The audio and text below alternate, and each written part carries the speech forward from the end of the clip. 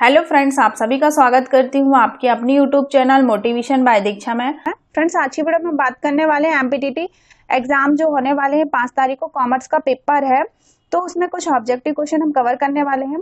आपका आज का ये टॉपिक रहेगा कि बैंक समाधान विवरण पत्र क्या है। तो इससे जितने भी ऑब्जेक्टिव क्वेश्चन एक शब्द में उत्तर जो कवर हो रहे हैं वो मैं आप लोगों के साथ शेयर करने वाली हूँ फ्रेंड्स। तो सबसे पहले हम इसकी थ्योरी देखेंगे, उसके बाद फिर कुछ ऑब्जेक्टिव क्वेश्चन। तो ये रहा थ्योरी, ये दिया गया है टॉपिक का नाम बैंक समाधान विवरण पत्र।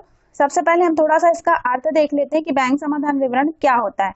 तो बैंक समाधान विवरण यानी कि बैंक पासबुक तथा रोकड़ बही दोनों में प्रत्येक लेन देन का लेखा जोखा किया जाता है। इसमें इसका जो शुद्ध अर्थ हम देखते हैं या इसकी मीनिंग देखते हैं कि बैंक समाधान विवरण पत्र से आशय ऐसे विवरण से है जो किसी निश्चित तिथि को रोकड़ बही में बैंक खाने के शेष का पासबुक शेष मिलान करने के लिए तैयार किया जाता है। यानी कि रोकड़ बही में बैंक खाने का शेष और पासबुक के शेष का जब हम मिलान करने के लिए इसे तैयार करते हैं तो उसे ही हम कहते हैं बैंक समाधान विवरण पत्र कहते हैं। अब इसकी परिभाषा देखते हैं। तो परिभाषा है श्री R.G. विलियम्स के शब्दों में, बैंक द्वारा ग्राहक के लिए दर्शाए गए शेष और ग्राहक की रोकड़ बही में दर्शाए गए बैंक शेष का मिलान करने के लिए जो विवरण पत्र तैयार किया जाता है उसे हम बैंक समाधान विवरण कहते हैं। सेकंड परिभाषा है श्री विलियम जी के अनुसार, तो ऐसा विवरण तैयार किया जाता है जो कि ना प्रस्तुत किए गए हों और न वसूल किए गए हों, चेकों के प्रभावों को प्रकट करता है, उसे ही हम कहते हैं बैंक समाधान विवरण पत्र कहते हैं। तो एग्जाम में यदि इससे रिलेटिव कोई परिभाषा आती है तो आप ये दो मनोवैज्ञानिक देख सकते हैं, श्री R.G. विलियम्स जी ने क्या कहा है और श्री विलियम जी ने क्या कहा है। अब हम देखते हैं थोड़े पॉइंट इसकी विशेषताएं। तो बैंक समाधान विवरण की विशेषताएं क्या हो सकती हैं। पहला है अंतर की दशा में तैयार करना, फिर दूसरा है निश्चित तिथि को तैयार किया जाता है, ग्राहक द्वारा तैयार किया जाता है, अंतर की वास्तविकता की जानकारी के लिए तैयार किया जाता है और इसमें जो भी छल कपट या त्रुटियों का पता लगाने के लिए इसे तैयार कर सकते हैं। विवरण है ना कि खाता नहीं है ये। तो ये हो गया बैंक समाधान विवरण। अब इसके बाद हम थोड़ा सा पासबुक के बारे में जान लेते हैं कि पासबुक क्या है। तो पासबुक तथा रोकड़ बही के शेष के अंतर के कारण इसके कुछ नियम हैं। सबसे पहला है, हम देखेंगे कि ऐसा व्यवहार जिनका लेखा रोकड़ बही में किया गया हो किंतु पासबुक में नहीं किया गया हो। सेकंड है, ऐसा व्यवहार जिनका लेखा पासबुक में किया हो किंतु रोकड़ बही में नहीं किया गया हो। तो ये तो हो गए इसके अंतर का प्रमुख कारण। अब इसके अंतर्गत हम पहला पॉइंट देखते हैं कि इसमें लिखा है कि ऐसे व्यवहार जो रोकड़ बही में लिखे हैं किंतु पासबुक में नहीं। तो इसके कुछ पॉइंट होंगे कि पहला पॉइंट आप देख सकते हैं कि बैंक पर लिखे गए चेक आदि जो भुगतान के लिए प्रस्तुत नहीं किए गए हैं वो किसके अंतर्गत आ जाएंगे आपके, जो कि रोकड़ बही में लिखे हो किंतु पासबुक में नहीं। सेकंड है, बैंक में जमा किए गए किंतु संग्रह नहीं किए गए चेक। तीसरा है, विनिमय विपत्र चेक या अनादृत हो गया हो। चौथा है, प्राप्त चेक जो रोकड़ बही में लिखे किंतु बैंक में नहीं भेजे। और सेकंड पॉइंट दिया है आपका, ऐसे व्यवहार जो पासबुक में लिखे हैं किंतु रोकड़ बही में नहीं लिखे गए हों। तो इसमें कौन कौन से पॉइंट आ सकते हैं। पहला पॉइंट है कि बैंक द्वारा लगाए गए कमीशन, व्यय, ब्याज आदि। सेकंड है, बैंक द्वारा जमा किया गया ब्याज। तीसरा है, लाभांश, ब्याज आदि का बैंक द्वारा संग्रह। चौथा है, बैंक द्वारा सीधा भुगतान। और पांचवा है, भुनाए हुए बिल विनिमय विपत्र का अनादरण करना। छठवां है, ग्राहक द्वारा बैंक में सीधा जमा। और सातवां है, लिपि की त्रुटि। तो इस तरीके से जो इतने पॉइंट आ रहे हैं वो 7 पॉइंट वो किसके अंतर्गत आ जाएंगे आपके, कि ऐसे व्यवहार जो पासबुक में लिखे गए हों किंतु रोकड़ बही में नहीं लिखे गए हों। अब हम कुछ ऑब्जेक्टिव क्वेश्चन देखते हैं फ्रेंड्स। पहला क्वेश्चन है कि बैंक समाधान विवरण है क्या है, खाता, सहायक पुस्तक, सूची या विवरण। तो इसका जो राइट आंसर होगा कि बैंक समाधान एक कौन सा है, विवरण पत्र है। ठीक है। सेकंड क्वेश्चन है, धनादेश है, धनादेश क्या है, एक व्यापारिक प्रपत्रक है।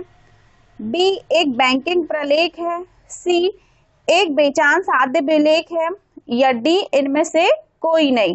तो इसका जो राइट आंसर होगा, जो धनादेश है वो क्या है, एक बेचान साध्य विलेख है। बैंक समाधान विवरण तैयार किया जाता है, इसका ऑप्शन इस तरीके से है, ग्राहक द्वारा, बैंक द्वारा, देनदार द्वारा या लेनदार द्वारा। तो जो बैंक समाधान विवरण पत्र किसके लिए तैयार किया जाता है, इसका राइट आंसर होगा ग्राहक द्वारा। चौथा है बैंक समाधान विवरण बनाया जाता है। कब बनाते हैं हम? अंतिम खाते बनाने के पूर्व, अंतिम खाता बनाने के पश्चात, बैंक की इच्छा अनुसार या व्यापारी की इच्छा अनुसार। तो चौथे का क्या आएगा आपका?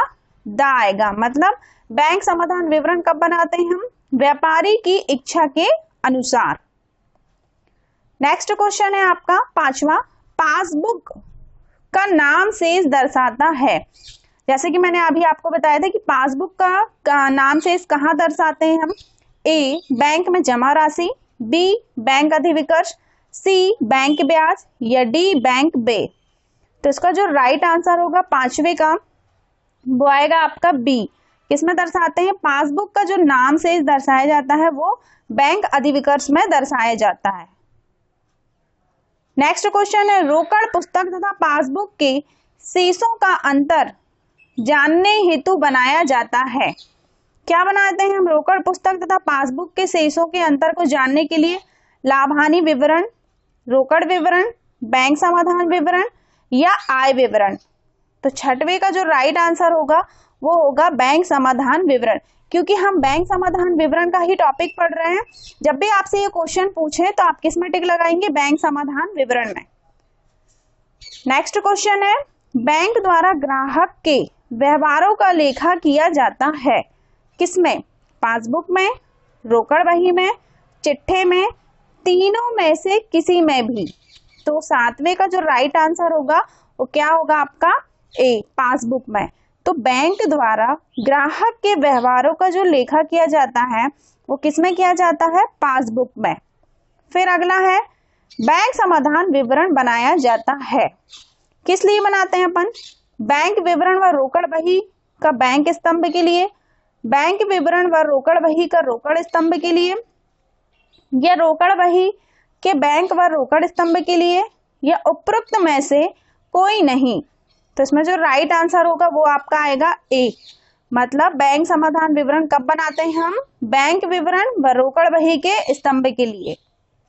नेक्स्ट क्वेश्चन है प्राप्त चेक जो रोकड़ बही में से लिखे गए किंतु बैंक में नहीं भेजे गए, इस कारण का रोकड़ बही के शेष पर क्या प्रभाव पड़ा? इनके ऑप्शन है रोकड़ बही का शेष बढ़ेगा, बी रोकड़ बही का शेष घटेगा, सी रोकड़ बही का शेष पूर्ववत रहेगा, या डी इनमें से कोई नहीं। तो जो नौवा है, नौवे का राइट आंसर क्या रहेगा आपका? ए। जो प्राप्त चेक है रोकड़ बही में लिखे किंतु बैंक में नहीं भेजे गए, इसका जो कारण होगा वो क्या होगा? रोकड़ बही का शेष बढ़ेगा। बैंक द्वारा बैंक व्यय प्रभावित किए जाने पर पासबुक शेष पर प्रभाव पड़ेगा। ए पासबुक शेष बढ़ेगा, बी पासबुक शेष घटेगा, डी पासबुक शेष पूर्ववत रहेगा, या आपका अगला है पासबुक शेष दुगना या कम हो जाएगा। तो इसका राइट आंसर होगा आपका बी। तो फ्रेंड्स इस तरीके से बैंक समाधान विवरण से जितने भी क्वेश्चन थे वो हमने ऑब्जेक्टिव क्वेश्चन कवर कर लिए हैं। अब इसके हम कुछ एक शब्द में उत्तर देखते हैं। ये रहा आपका एक शब्द में उत्तर। तो बैंक समाधान विवरण किसके द्वारा तैयार किया जाता है? तो इसका आंसर जो होगा वो किसके द्वारा तैयार किया जाता है?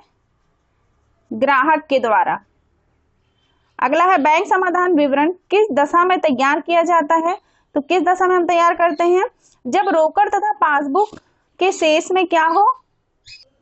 अंतर होने पर। यानी कि इसमें जो राइट आंसर हो जाएगा वो हो जाएगा रोकड़ तथा पासबुक के शेष में अंतर होने पर। बैंक समाधान विवरण पत्र कब तैयार किया जाता है? तो ये किया जाता है किसी निश्चित तिथि में, यानी कि एक निश्चित तिथि को। पासबुक तथा कैशबुक के अंतर की वास्तविकता की जानकारी हेतु किसे तैयार किया जाता है? तो किसे तैयार करते हैं हम? इसमें आएगा आपका बैंक समाधान विवरण।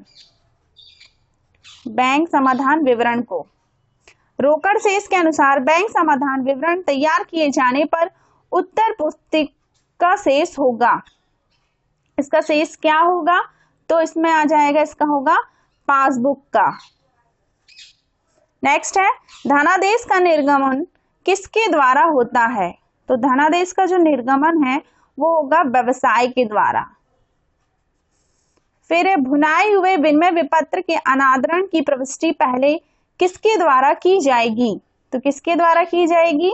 इसमें आ जाएगा बैंक के द्वारा। नेक्स्ट है धनादेश संग्रहण हेतु भेजने की दशा में रोकड़ बही पर क्या प्रभाव पड़ेगा? तो इसमें क्या आ जाएगा? रोकड़ बही का बैंक शेष बढ़ जाएगा। तो रोकड़ बही का बैंक शेष बढ़ जाएगा। नेक्स्ट है बैंक द्वारा अधिविकर्ष पर ब्याज लगाए जाने पर पासबुक के शेष पर क्या प्रभाव पड़ेगा? तो इसमें क्या हो जाएगा? जो पासबुक का जो शेष है वो कम हो जाएगा। फिर नेक्स्ट है कि बैंक समाधान विवरण का उत्तर अधिविकर्ष के रूप में कब आता है? कब आता है? जब क्या होगा कि जब ऋणात्मक पक्ष का योग अधिक होगा। ऋणात्मक पक्ष का योग अधिक होगा। तो फ्रेंड्स, इस तरीके से हमने बैंक समाधान विवरण से जितने भी इंपॉर्टेंट क्वेश्चन थे वो इस वीडियो में हमने कवर कर लिए हैं। उम्मीद करती हूँ आपको ये छोटी सी वीडियो पसंद आई होगी। तो प्लीज ज्यादा से ज्यादा हमारे चैनल से जुड़ जाइए और अपनी स्टडी जारी रखिए। Thanks for watching, like and subscribe this video. Thank you friends.